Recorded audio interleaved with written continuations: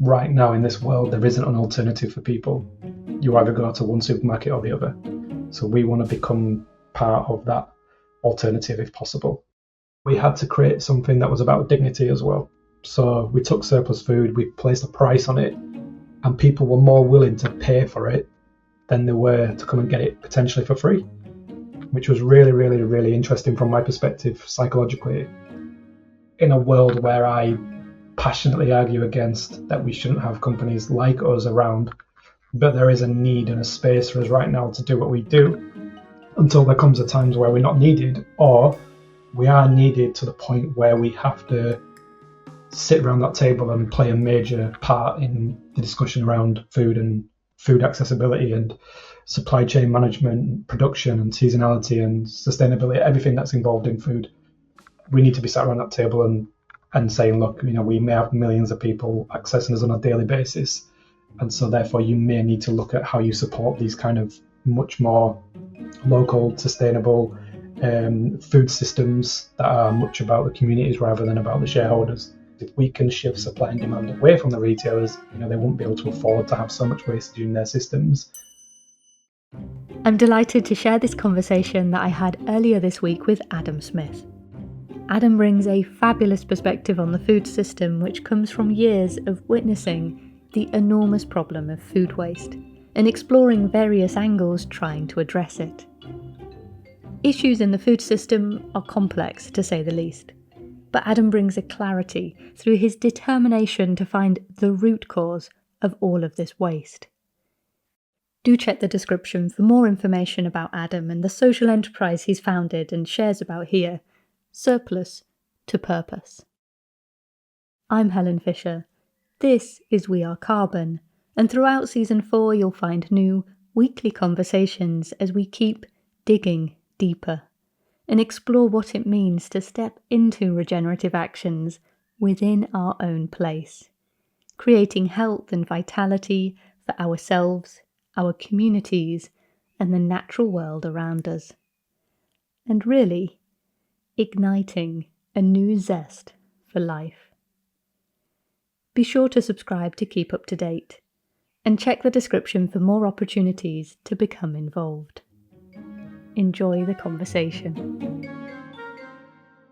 Hi Adam, thank you so much for joining us. It's a real pleasure to have you here, and I wonder if you could kick us off with a quick introduction to yourself and a little bit of a summary of the story of Surplus to Purpose. Sure, yeah. Morning, Alan. My name's Adam. I'm the founder of Surplus to Purpose. I stop food from going to waste and I redistribute that across the world. Surplus to Purpose was born out of a previous project I founded, which was the Real Junk Food Project. And that was that ended pretty much because of COVID. It caught up with it. And then Surplus to Purpose was born kind of post-COVID world. Which obviously is very, very different. And that's the reason why it exists today, is to kind of facilitate surplus food in a way that's much more kind of commercially accessible and supportive to communities than it was under the kind of previous guys. Brilliant. So this really is a topic about the food system and being kind of really so much waste, so much extreme amounts of waste in that food system. And I think it's this stark contrast. It's not just the waste, it's the other side of that picture that is the insecurity around food and the food poverty that just seems to really scream of a picture of a broken system. To have food that's going to waste and people that are going hungry, really definitely a broken system. Could you maybe share a few insights about how big a problem food waste is in the UK? Sure. So you mentioned broken system, but having seen what I've seen over the last 12 years, I'd say it worked perfectly well. The system, it overproduces and it has a demand for need. And in the middle, somebody makes a lot of profit and is able to continue, because I truly believe that if it was broken and it didn't work for the people that needed it to work, then it wouldn't exist. And therefore, the way that we see it, whether that's morally, environmentally, socially, financially, however we look at it, it looks like a system that shouldn't be able to succeed. And to me, it's a paradox. We have overproduction, we have surplus to requirements, we have inflated food prices, we have people that go without. Over 1 billion people on the planet don't have access to food, and yet we grow 6,000 calories per person per day worldwide. So something you would say is fundamentally wrong, but for those that are probably at the heart of it, or maybe the 1% at the top of it, it probably works perfectly well. And as a species, as a society, as local communities, we see the issues with it.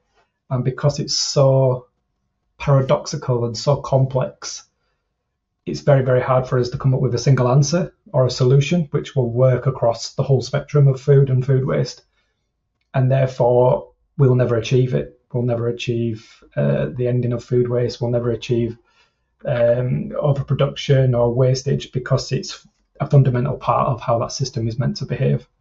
And for people like me and potentially you, Helen, that's really hard to see, and it's really hard to kind of understand and grasp, because I'm neurodivergent. I see the world in a black and white way, and for me the food system is very grey. And it's not just the fact that we waste too much food, it's the fact that we continuously and infinitely make anything, food related items, packaging, pallets, plastic wrapping, everything that's associated with it, with finite resources and with nowhere for the end result to go. There's only so many landfills and anaerobic digestion sites and redistribution channels and charities and people in need that we can continue passing the responsibility to before it comes to the point where something will implode and the system will need to take a step back in order to carry on, or it'll continue as it is and something will go fundamentally wrong, whether that's force majeure, whether that's weather, whether that is war, whether that's logistics, a pandemic. There's so many things that are out of our control that we have no full understanding of, and yet we still try to constantly achieve year-on-year growth in a finite world. So, yeah, I apologise for being negative, but the system isn't broken. The system is working perfectly well. The problem is that the systems at some point, probably in our lifetime, will implode. Something will go wrong, and it'll be us that will be left to pick up the pieces, unless, from a grassroots perspective, we change things from the bottom up. And that's the only way I can see this working. Thank you. That's been really interesting, actually, because you're right. The system works in an extraordinarily wonderful way, in the sense that it's a commercial system, and it's channeling and it's using money and it's creating growth for those that are designing it. And I think also there has to be a little nod to the success of it, in that we are kind of creating a convenience. There's a food system where people can go to the shop and they can get products that are in shiny packages that have come from all across the globe, and they don't have to go out and forage from the trees and dig things up. So there are so many things about it that are successful, both for the consumer but also for that big system of commerce that's been designed. So absolutely take your point there. The system works the way that it's designed to, but it perhaps is going to not continue to do so because there's an issue with resilience. But there's an issue with the fact that sustainability, you can't sustain infinite growth on finite resources. I think that's just a physical impossibility. There's no law out there that says that's ever going to be achieved. So it's not even like an opinion, or it's a matter of fact. Like that will happen at some point in some way, shape, or form. And we're so naive to think that that's not going to happen. We've only got a certain amount of space and resources on this planet that will allow us to continue doing that, unless we decide to put something back into it and give back and stop destroying or overproducing or carrying out globalization of all sorts of forms of logistics and supply chain management. Then something will give. Like, as a consumer as well, the responsibility is passed on to us, Helen. Like, it's our fault that there's food waste. It's our fault that there's plastic in the ocean. It's our, but there's no responsibility from the industry whatsoever to say, well, I never asked as a consumer for strawberries 365 days a year from any single supermarket anywhere in the UK. probably across Europe as well, but yet it's there. And then when there's wastage or prices go up or whatever it is that's affecting a single product, it then becomes the consumer's problem, the consumer's fault. This is what you wanted, this is what we gave you, and it's your fault. There's so much waste. When I constantly go on about and say there may be a lot of waste within household environments, but you're just passing the narrative and responsibility onto the consumer rather than taking responsibility further up the supply chain, where we could do a lot more about the issues. But they'll never will, because people will still continue to keep shopping and spending money 24/7 and buying things that are out of season and unsustainable and travel all over the world, including animal protein, which, regardless of your beliefs or your dietary requirements, it still plays a major part in things that are going wrong in this world, from the cutting down of trees, but also the other side of the problem to the wastage that's involved in creating such vast amounts of animal protein.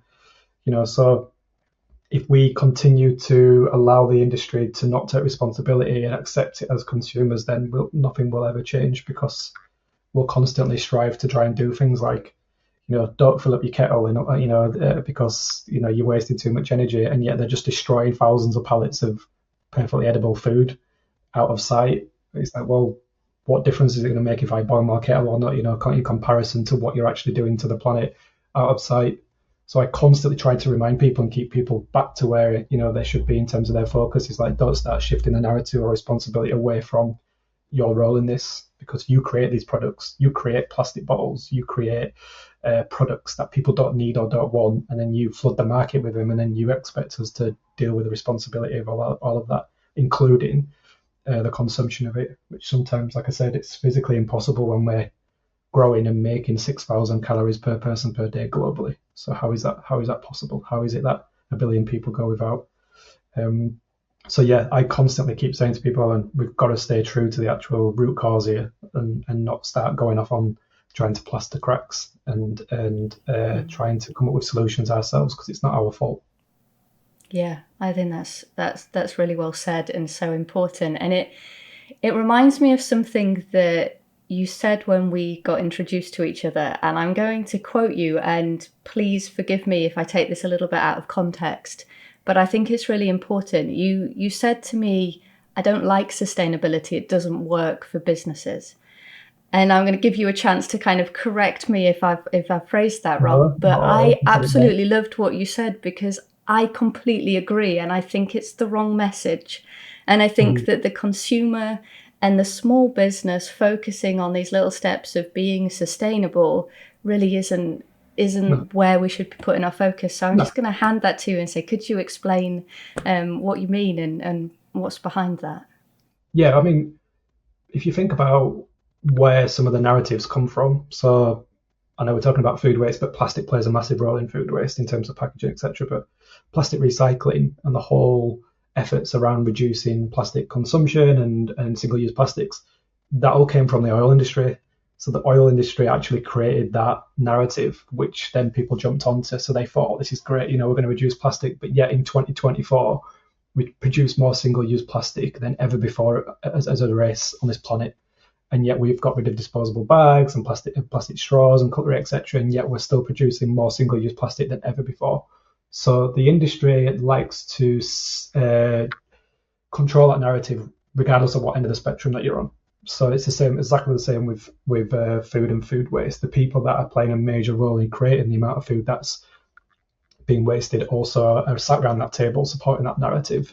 And that goes all the way through to the third sector. There's people within the third sector that support the third sector that are sat in the commercial industry that are also controlling that narrative. I won't mention names, but there are retailers that lobby government, and those retailers then redistribute their surplus to certain third sector organisations, and those third sector organisations keep repeating this narrative around the rise of use of food banks and how much poverty there is in the country. So there seems to be a need for the demand, but it's all controlled by the people that are in the heart of the issue. For me, sustainability winds me up massively, because I did a speech recently in a place up north that had a lot of people in the room that was affiliated with the North Sea oil rigs. And I was kind of unprepared. I didn't really know the audience, but when I got to speak to people, I started realizing that they also had their own version of sustainability. And so they were talking about reduction of certain things and controlling flares, the oil rigs and et cetera, et cetera. And I kept thinking, but yet you're still just digging up the earth and, extracting oil, which then goes on to fuel cars and everything else and still destroys the planet. But you're kind of hanging on to this tiny little thread of hope that you are somehow achieving sustainability. And sustainability for them was like better than the previous year, not necessarily an overarching view of how they were operating. And that's when it made me. I just realized it's just nonsense. We have these narratives that come out around. I think in 2012, when I started, there was around 15 million tons of food waste that were generated in the UK every year. I think that's something down to like 8 million now, and people see it as a reduction of how much we're wasting. But actually, we're wasting more than ever before. What's happened is that there's more redistribution of surplus food. They've found ways to commercialize it. So there's a lot of people now selling surplus food before it makes it to waste through apps like Too Good To Go and other commercial avenues for them. I know that there's one of the biggest bread producers in the UK now claims to be zero waste, and it's not because they're not waste anymore. It's because they now sell it to create animal food out of all of their surplus rather than donating it. They found a way of making it into an income stream. So they claim to be zero waste, but they're still wasting. It's just the way that they've kind of structured that narrative around their waste. And so the more you look into it, the more you actually look at the root cause of what's really going on. When you look at I'm obviously involved massively in food waste, and I work with a lot of organisations that have created products out of surplus. So there's people that are making beer out of surplus, making condiments out of surplus, snack foods, for example, out of surplus products. There's a drinks company that makes it out of surplus. And I remember I was on a Google Hangout with about 50 organisations that were like startups and businesses that were using surplus, and they wanted me to go on there as a kind of a judging panel. And I was the only person that kind of stopped and went, so just a quick question to all you guys, what happens when food waste stops tomorrow? What are you going to do with your business? And every single one of them turned around to me and said, but food waste isn't going to stop tomorrow. And it made me realize that nobody really wanted food waste to stop, but they wanted to go out and say that they were stopping food waste. And I said, but if all of us come together and stop it tomorrow, it just ends. That's it. It's gone. Surely that's a good thing. And you can all close your doors and say, we're not needed anymore. And every single one of them had a look of shock on their face of like, but what's going to happen to our business? I was like, but you've created a business off the back of a problem. And if that problem is no longer there, then you're no longer needed. That's a good thing. That's the way that I've built our business. If we're not needed anymore, I'll close the doors tomorrow and I'll say, that's it, we're done. I have no problem with that whatsoever. Yes, obviously there's HR issues and things that you have to deal with internally. I get all that. Bloody talking to company's house. But the single goal was to put ourselves out of business and be no longer needed. And it's really, really hard because we've become so dependent from the public who need us and people who want us to be there because we're doing a good thing.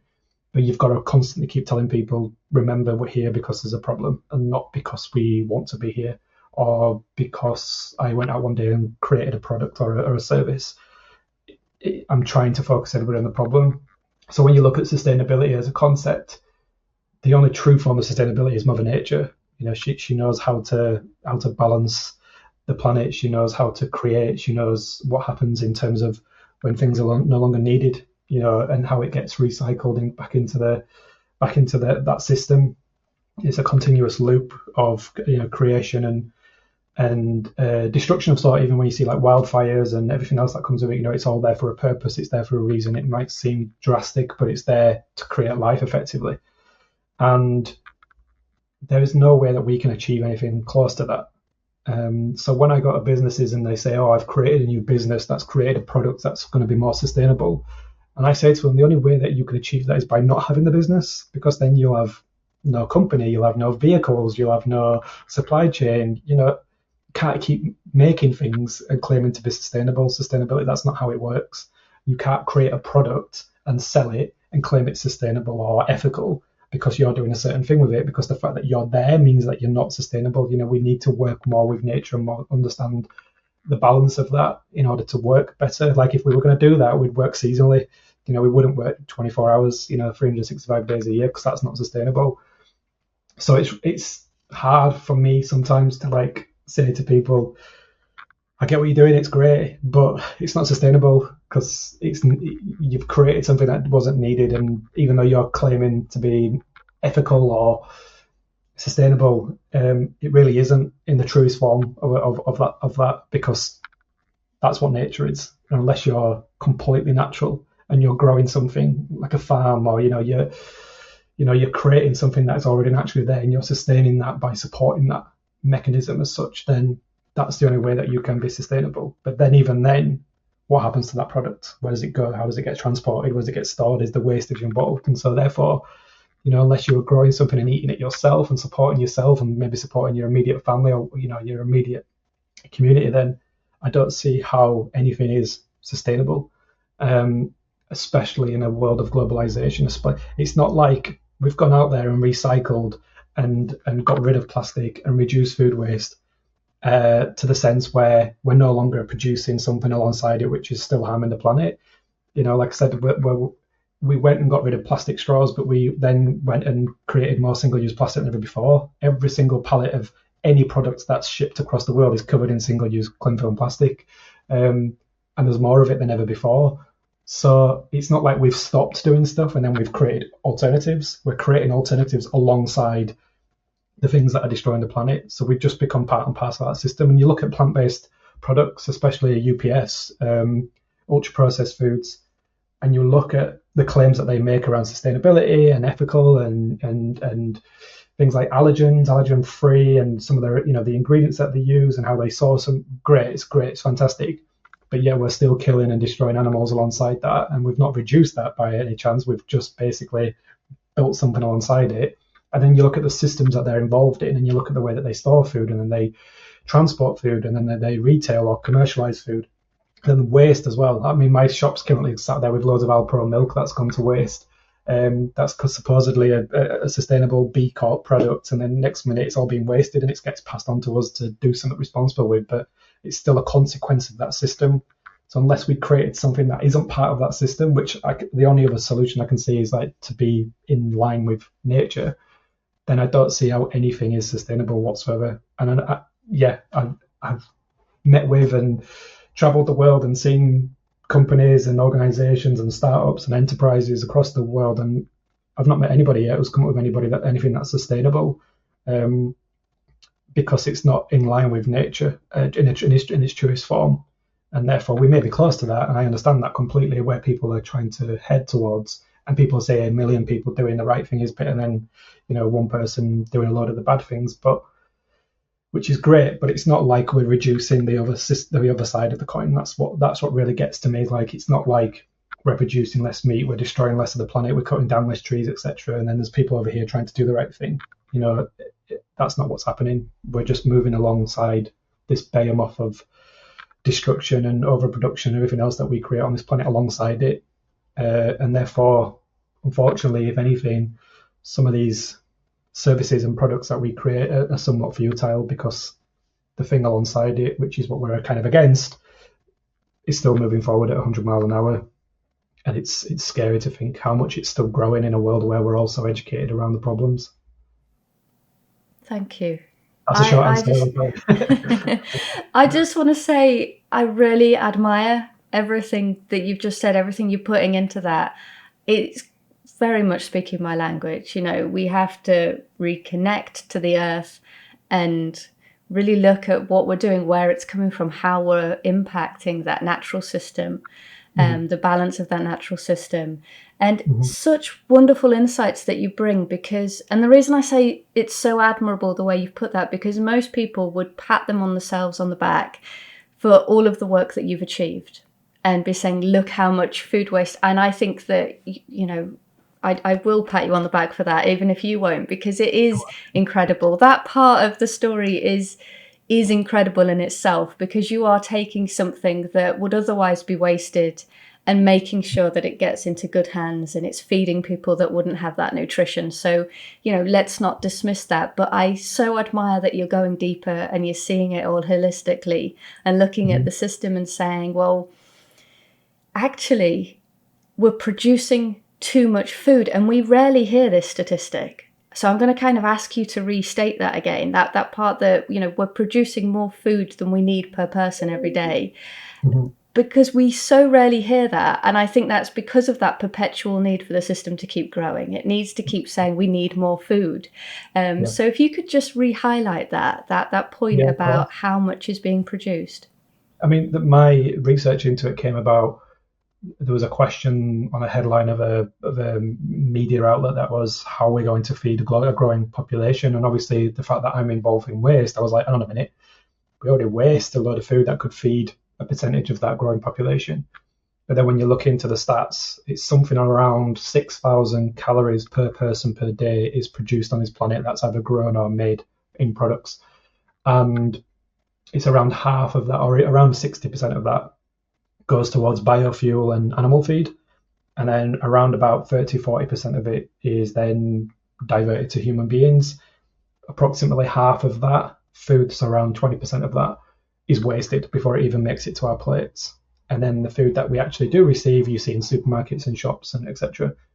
There is also a percentage of that that's waste as well. So the actual amount that actually we consume as a global population that has direct access to any type of food is a very, very small percentage of the actual food that's produced anywhere on the planet, because the vast amount of it is obviously biofuel and animal feed.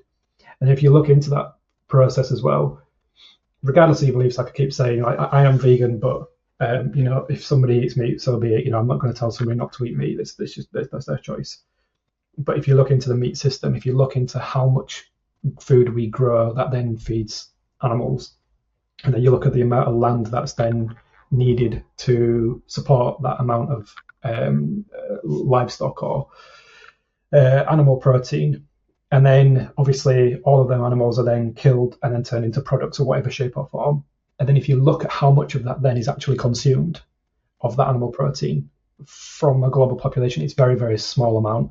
So we put so much energy and resources and food and water into creating a product which we don't all then eat. There's a growing movement of plant-based movement. There's accessibility. You've got wastage. You've got transport. You've got logistics. You've got all sorts of factors involved that determine where that food ends up.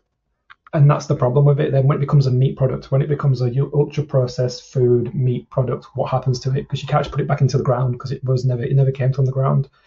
So it then needs to be destroyed or landfilled or anaerobic digestion, etc. So we're growing food to feed to animals, to kill them, to put them into plastic, to throw them in a bin. That's what's happening. So regardless of your viewpoints, there's no kind of getting away from that fact. And that's what really gets to me, is like, if we diverted a small percentage of the food that is grown on this planet, we could feed everybody, regardless of the size of the population. So I just don't buy into this narrative at all that there's a scaremongering going on around. There's a growing population, how we're going to feed them all, when we have overproduction and overabundance of food, and then we have wastage beyond anything we can control on this planet. It just gets moved to one place whenever, until there's an end result, which is usually landfill or anaerobic digestion, or we consume it. And so therefore, I just feel like if there was a change further up the supply chain within the system, a small change, even a small percentage, if 10% of it didn't go to biofuel or animal feed, we could feed the planet. And through the work that I do and the type of food that we get, we just diverted tons and tons of cauliflowers. I think there was 14,000 cauliflowers, about 10 tons of cauliflowers that were going to waste, and we diverted them. In the UK, we have enough going to waste alone to feed everybody, just from the waste that's generated in this country. So it just puts into perspective the amount of food that's available. And all you got to look at, Helen, is when I was younger, I'm 40 this year, you had to travel to go to a supermarket or a shop. Now there is a supermarket on every single corner of every single street. And some of the supermarkets I've seen in the headlines recently are trying to create a new store per week. So that's maybe 50 new stores UK-wide. If you look at Aldi and Lidl, for example, they're everywhere. You turn around the corner, there's an Aldi or a Lidl, everywhere in the UK right now. And what people don't associate with that is every single one of them is full of food. And when there's a new one, it gets filled up with food again. So we constantly have so much food available. A lot of it goes to waste, a lot of it is consumed, a lot of it is bought and then wasted. So there isn't a problem with food and how to get access to food and how to be able to feed a population. The problem is that there is a control mechanism in place to make sure that what happens to the food that is grown goes to where it needs to grow to make as much profit as possible. Like I said, first it's biofuel, then it's animal feed, and then it goes to human beings. And I just don't believe for 1 second that we can't feed every single person on this planet, from what I see, both ends of the spectrum, regardless of what we see in the middle, the supermarkets and shops and caterers and hotels, everything that you see that has food, take all them out of the equation, and there's still enough food to feed everybody just from overproduction and waste, which gives you a kind of perspective of just how much is available out there. It does. It's really interesting that there's such huge numbers and such an interesting perspective that you bring to that. So thank you so much. And I'd like to touch on, before we finish up, the work that you do and what you've learned, because there's so much that you've shared of what you've learned about the food waste. But how about the movement forward? You've clearly gone through a lot, you've experienced a lot, you've seen what doesn't work. You've said that the Real Junk Food Project was impacted by COVID, for example, and how that changed things. You've had a shake-up more recently, I believe. What has this all taught you about what the answer is looking forward, with regards to not being sustainable, but creating something that works?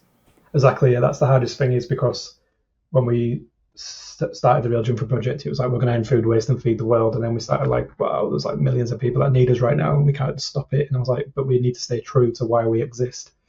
And the Real Junk Food Project worked off a circular economy model through pay as you feel, and people just didn't understand that concept. We live in a world where we had a conservative government, we had austerity, we had a war in Ukraine, we had a cost of living crisis, etc. So when you're trying to educate people around circular economy, give back time, money, and skills in return for food, unfortunately, people had needs and didn't maybe understand the true value of food, but understand the price of food. And that was really, really difficult for nearly 10 years to get that across. That didn't quite work in that concept. And even though it did amazing things and fed millions and started lots of grassroots organisations across the UK and Europe, we had to change the model to, one, become financially sustainable, because we couldn't do it without that, and always having to beg and borrow to be able to get through the next month. And then we had to create something that was about dignity as well. So we took surplus food, we placed a price on it, and people were more willing to pay for it than they were to come and get it potentially for free, which was really, really, really interesting from my perspective psychologically, because we were trying to give things away that had a high value that people wouldn't take, because it was like, leave it for somebody else that needs it. And as soon as I put a nominal fee on it, whether it was like 10 pence, people came and bought loads of it. So it was really, really interesting. It was like, wow, this is what people want to pay for stuff. Like, they don't want it for free, which was really, really interesting kind of psyche into kind of like human psychology of consumerism and that whole kind of narrative around food waste should be used to feed poor people, where I've gone on for years and years and said we need to separate the two. Food waste has nothing to do with poverty, and vice versa. Poverty is a political thing. They could change it tomorrow. Food waste isn't. You can't just end it tomorrow. It's so complex and vast, and a lot of stakeholders need to be on that table. So we just created a model that was like, how can we create dignity, price up food, which meant we could be sustainable and be there for people that needed us, whilst also providing a service. So we started to change our thinking towards it, of going, actually, if we had shops and supermarkets all over the UK that people used daily for everything, and we've got things like fruit and veg, frozen products, bakery, ambient goods, toys, we get household products, cleaning products, you name it, and they could come to us instead of going to the supermarkets. Could we potentially grow big enough to start challenging the supermarkets from a social enterprise perspective, one that invests and empowers volunteers into positions of employment, pays a living wage, everything goes back into the organisation and the community rather than going into shareholders or CEOs' pockets.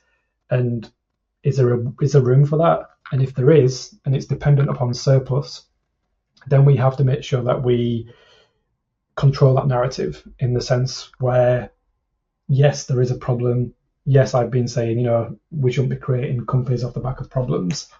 But if we could shift supply and demand away from the big six, the retailers, into something that was much more focused into the communities, planets, climate change, all of that stuff, then maybe there's a need for us, and maybe there's a way that we can make the system a bit more responsible and sustainable in the sense that if there is an abundance or waste, then we'll deal with it responsibly as we can.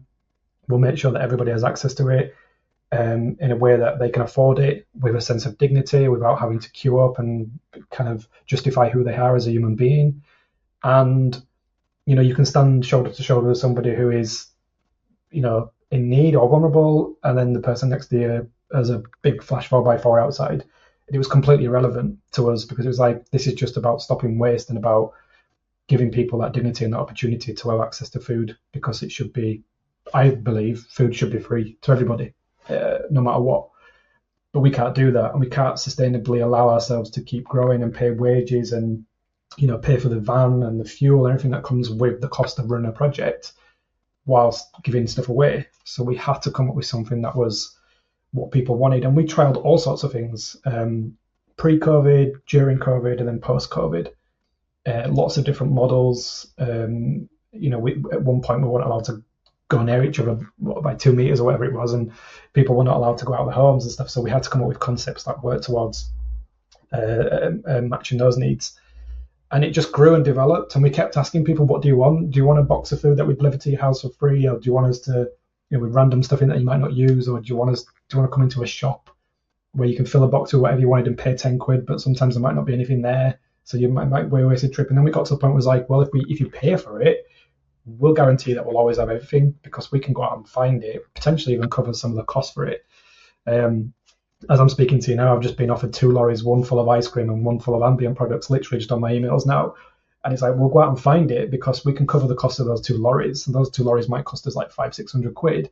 But because you've paid us for this and we've got that reserve to be able to do that, we'll go out and find more products and keep bringing them in and stopping waste and providing you with more products and services that you need. And so that's where Surplus to Purpose came into it. It was like, well, that seems like a more, dare I say, sustainable way of building a business off the back of a problem in a world where I, argue against it, passionately argue against that we shouldn't have companies like us around. But there is a need and a space for us right now to do what we do until there comes a times where we're not needed, or we are needed to the point where we have to sit around that table and play a major part in the discussion around food and food accessibility and supply chain management, production and seasonality and sustainability, everything that's involved in food.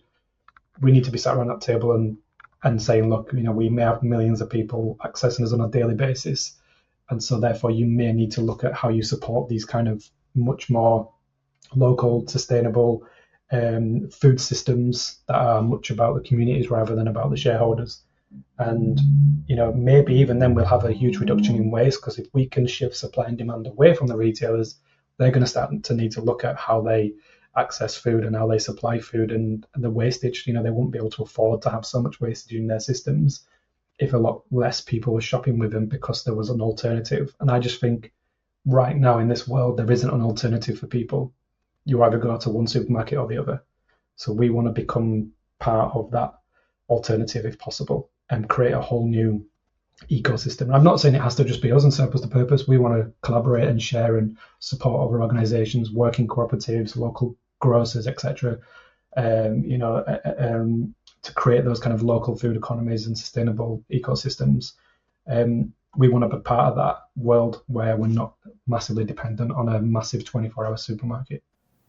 Fantastic. Thank you so much. Your passion and your dedication come through so clearly, and the work that you're doing is phenomenal. I think that the scale that you've achieved and the drive that you have to keep pushing on and going past the obstacles is wonderful. So congratulations for everything you've done. Thank you for sharing. And if you could leave us with maybe a few bits and pieces, because I know that you've got so many resources out there, so much information about the work that you've done. If there's a few bits you'd like to highlight, please go ahead. Yeah, I mean, the shop for us is obviously fundamental to what we do. We have a little shop now. We used to have a big shop, but we have a little shop now in Bradford, which supports the local community. But you can purchase online from us. You can volunteer with us. You can volunteer as part of a kind of corporate day, so within your work group as well. That's all done through our website. And we've got an amazing community now of about 50 staff and volunteers that work there 7 days a week. Also suppliers as well, so we travel nationally and European wide to get access to surplus stock, and it doesn't just have to be food, it can be absolutely anything. We deal with toys and household products and everything you can think of, really. And we're just there to work with people to support them when there's a time where stock is difficult to manage.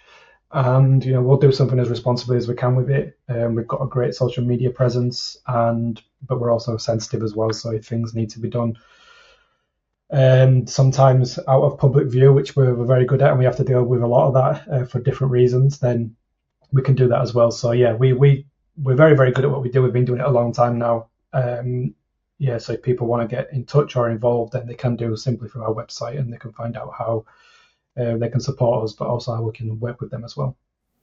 Thank you. Fantastic. Well, thank you so much for spending this time with us and sharing. It's been really very insightful, and I'll let you get back to that important work, checking on the lorries and keeping things moving. But thank you very much.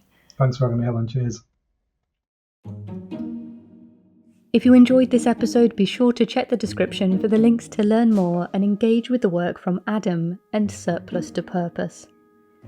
Adam has shared much about his inspirational story over the years, so you'll find plenty of resources for getting to know him more. Don't forget to subscribe to keep up to date. I'm Helen Fisher.